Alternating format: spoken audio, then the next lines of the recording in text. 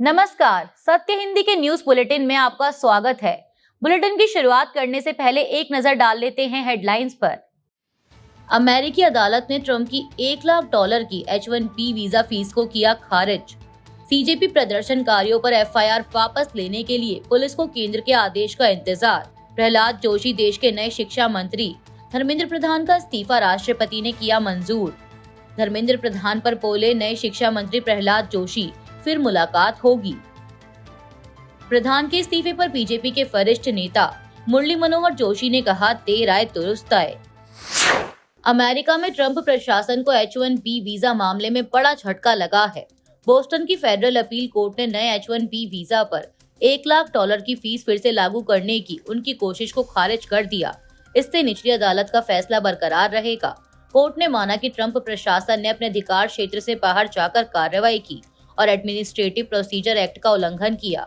यह मामला 20 डेमोक्रेटिक राज्यों की याचिका के बाद सामने आया था, जिन्होंने इस फीस को कांग्रेस की मंजूरी के बिना लगाया गया गैर कानूनी टैक्स बताया।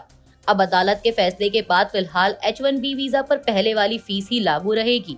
H-1B वीजा हर साल 65,000 कुशल विदेशी कर्मचारियों और यूएस की एडवांस्ड डिग्री वाले आवेदकों के लिए अतिरिक्त 20,000 वीजा भी देता है।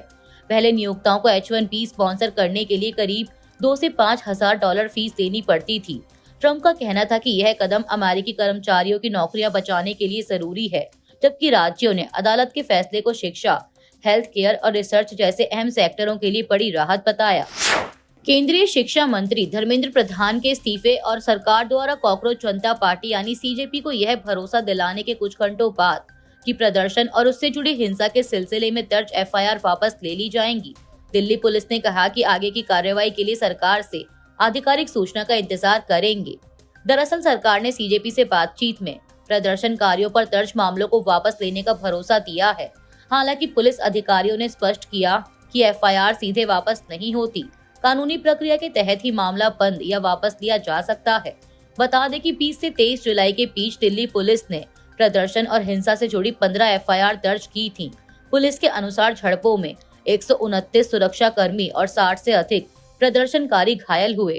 पहली एफआईआर में हत्या के प्रयास, दंगा, सरकारी कर्मचारियों पर हमला और सार्वजनिक संपत्ति को नुकसान पहुंचाने जैसी धाराएं शामिल हैं। पुलिस ने हिंसा के पीछे कथित बड़ी साजिश की जांच शुरू की है और 15 टेराबाइट से ज्यादा वीडियो फुटेज, सोशल मीडिया गतिविधियों और फंडिंग नेटवर्क की भी जांच कर रही है। दिल्ली पुलिस कमिश्नर अनुराग कुमार से मुलाकात के बाद सीजेपी ने आंदोलन को लेकर बड़ा बयान दिया है। पार्टी के राष्ट्रीय प्रवक्ता आशुतोष शांका ने कहा कि बैठक सकारात्मक रही और पिछले दिनों की सभी घटनाओं पर विस्तार से चर्चा हुई। उन्होंने कहा कि 20 जुलाई की घटना दुर्भाग्यपूर्ण थी, लेकिन पूरे आंदोलन के दौरान दिल्ली पुलिस का सहयोग भी मिला। शांका ने दावा किया कि आंदोलन की सभी प्रमुख मांगे मान ली गई हैं। उन्होंने कहा कि प्रदर्शनकारियों के खिलाफ दर्ज एफआईआर वापस लेने और भविष्य में नए मामले दर्ज नहीं करने का आश्वासन दिया गया है। धर्मेंद्र प्रधान के इस्तीफे पर शांका ने इसे लोकतंत्र की जीत बताया और कहा कि यह केवल एक मंत्री के इस्तीफे की नहीं बल्कि नागरिकों के अधिकारों की जीत है। उनके मुताबिक 37 दिनों तक चला यह छात्र आंदोलन देश के लोकतांत्रिक इतिहास में एक महत्वपूर्ण पड़ाव के रूप में याद रखा जाएगा।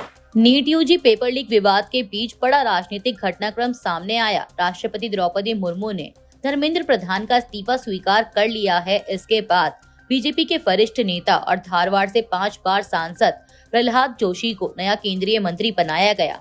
धर्मेंद्र प्रधान ने अपने इस्तीफे में कहा कि उन्होंने नीट मामले की पूरी जिम्मेदारी ली। जांच सीबीआई को सौंपी गई, परीक्षा दोबारा कराई गई और अगले साल से परीक्षा सीबीटी मोड में होगी। उन्होंने कहा कि देश भर में बने हालात और छात्रों के आंदोलन का फायदा राष्ट्र विरोधी ताकतें न उठाएं, इसीलिए उन्होंने पद छोड़ा है। वहीं सीजेपी ने इसे अपने आंदोलन की बड़ी जीत बताया। धर्मेंद्र प्रधान के इस्तीफे के बाद प्रहलाद जोशी ने केंद्रीय शिक्षा मंत्री का पदभार संभाल लिया है। नई जिम्मेदारी मिलने पर उन्होंने प्रधानमंत्री नरेंद्र मोदी का आभार जताया। जोशी ने कहा कि वह इस जिम्मेदारी को पूरी निष्ठा और विनम्रता के साथ निभाएंगे तथा प्रधानमंत्री के मार्गदर्शन में अपनी पूरी क्षमता से काम करेंगे। उन्होंने कहा कि पिछले 12 सालों में मोदी सरकार ने कई ऐतिहासिक उपलब्धियां हासिल की हैं और शिक्षा क्षेत्र में सुधार का काम आगे भी जारी रहेगा। प्रहलाद जोशी ने धर्मेंद्र प्रधान के कार्यकाल की भी सराहना की। उन्होंने कहा कि प्रधान के नेतृत्व में नई शिक्षा नीति 2020 लागू हुई और शिक्षा क्षेत्र में 100 से अधिक बड़े सुधार किए गए। जोशी ने कहा कि देश हित में लिया गया प्रधान का इस्तीफा उनके योगदान को कम नहीं करता। उन्होंने आगे कहा कि देश के विकास के रास्ते पर हमारी मुलाकात फिर होगी। प्रहलाद जोशी फिलहाल उपभोक्ता मामले, खाद्य एवं सार्वजनिक वितरण तथा नवीन एवं नवीकरणीय ऊर्जा मंत्रालय की जिम्मेदारी भी संभाल रहे हैं। धर्मेंद्र प्रधान के इस्तीफे के बाद केंद्रीय गृह मंत्री अमित शाह ने उनकी तारीफ करते हुए बड़ा बयान दिया है। शाह ने कहा कि बीजेपी में पद से ज्यादा देश, युवा और विद्यार्थियों का हित महत्वपूर्ण है और धर्मेंद्र प्रधान का इस्तीफा इसका उदाहरण है। उन्होंने कहा कि मोदी सरकार युवाओं की भावनाओं का सम्मान करती है और पेपर लीक रोकने के लिए जरूरी सुधारों के लिए पूरी तरह प्रतिबद्ध है। शाह ने भरोसा जताया कि दोषियों को कड़ी सजा मिलेगी और नीट के सफल छात्रों के साथ न्याय होगा। उन्होंने धर्मेंद्र प्रधान के कार्यकाल की सराहना करते हुए कहा कि उनके नेतृत्व में नई शिक्षा नीति लागू हुई, मातृभाषाओं में परीक्षाएं शुरू हुई, पीएम श्री स्कूलों का विस्तार हुआ, डिजिटल शिक्षा और कौशल विकास को बढ़ावा मिला तथा परीक्षा प्रणाली को अधिक छात्र केंद्रित बनाने की दिशा में महत्वपूर्ण सुधार किए गए।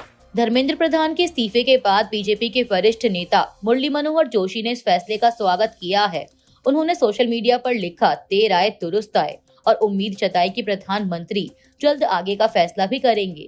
जोशी ने छात्रों को शांतिपूर्ण तरीके से आंदोलन समाप्त करने पर बधाई दी।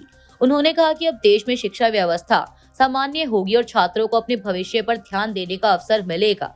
इससे पहले मुरली मनोहर जोशी ने छात्रों के प्रदर्शन पर चिंता जताई थी।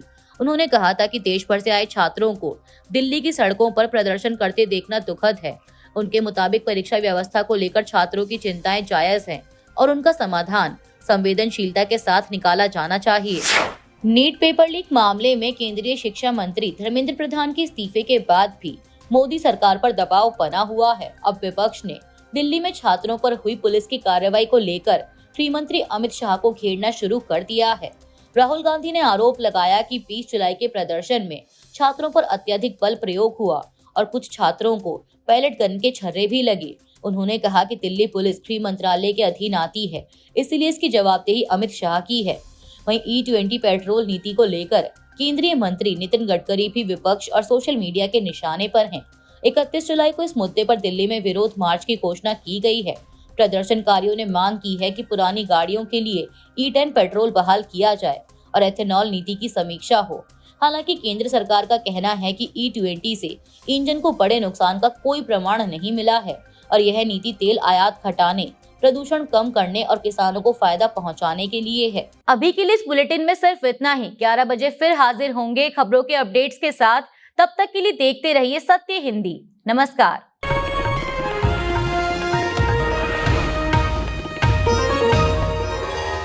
Copyright disclaimer under Section 107 of the Copyright Act 1976. Allowance is made for fair use for purposes such as criticism, comment, news reporting, scholarship, and research.